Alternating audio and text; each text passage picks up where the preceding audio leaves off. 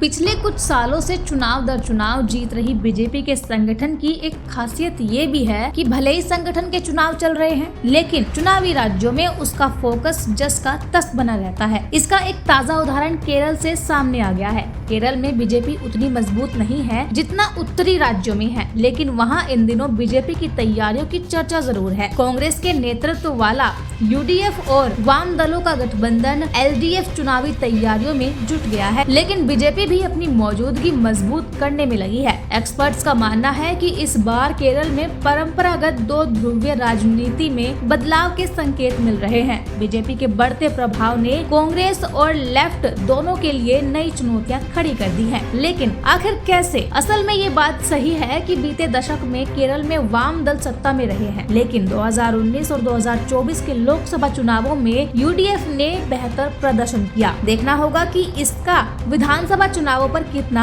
असर पड़ेगा। 2019 में यूडीएफ की लोकसभा में सफलता के बावजूद 2021 के विधानसभा चुनाव में एलडीएफ ने सत्ता बरकरार रखी थी। इस बार भी मुकाबला दिलचस्प होने की संभावना है, क्योंकि बीजेपी लगातार अपना वोट बैंक बढ़ा रही है। बीजेपी की रणनीति खासतौर पर नायर और मछुआरा समुदाय पर केंद्रित है, जो परंपरागत रूप से एलडीएफ को समर्थन देते हैं। एक्सपर्ट्स का ये भी मानना है कि पहले केरल के केवल यूडीएफ और एलडीएफ के बीच सीधी टक्कर होती थी, लेकिन बीजेपी के तेजी से उभरने के बाद अब ये मुकाबला त्रिकोणीय हो सकता है। जी हाँ, बीजेपी ने 2024 लोकसभा चुनाव में त्रिशूर सीट जीतकर अपनी स्थिति मजबूत की है और कई विधानसभा क्षेत्रों में भी पार्टी ने अच्छा प्रदर्शन किया। बीजेपी के बढ़ते वोट शेयर से कांग्रेस और लेफ्ट दोनों की रणनीतियों पर असर पड़ा है। 2021 के विधानसभा चुनाव में बीजेपी को 12% वोट मिले थे, जबकि 2024 लोकसभा चुनाव में ये बढ़कर 19% हो गया। कांग्रेस के रणनीतिकार मानते हैं कि एलडीएफ सरकार के खिलाफ लोगों में नाराजगी है, लेकिन ये देखना होगा कि यूडीएफ इसे अपने पक्ष में कितना भुना पाती है। दूसरी ओर एलडीएफ के लिए भी पिछला प्रदर्शन दोहराना आसान नहीं होगा।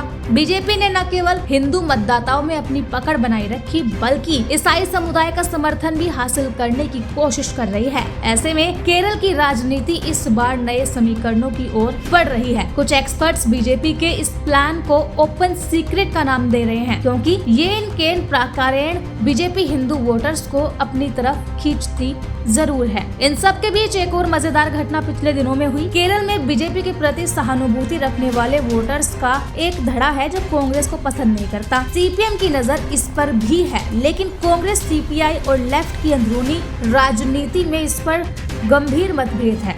पिछले दिनों एक रिजोल्यूशन के चलते ऐसा हुआ जिसमें सीपीआई ने बीजेपी के प्रति नरमी दिखाई थी। कहा था कि बीजेपी सरकार तानाशाही नहीं कर रही।